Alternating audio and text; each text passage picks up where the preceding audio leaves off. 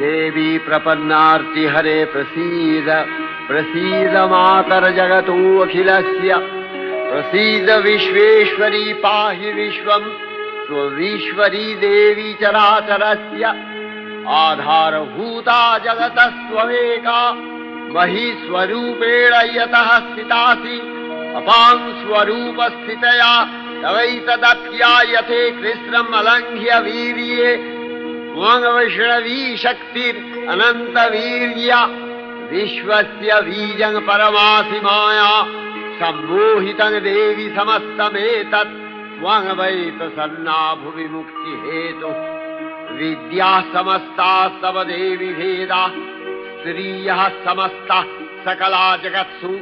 तवैकया पूरितमम्बयैतत् का ते स्तुतिः सद्य परापरोक्तिः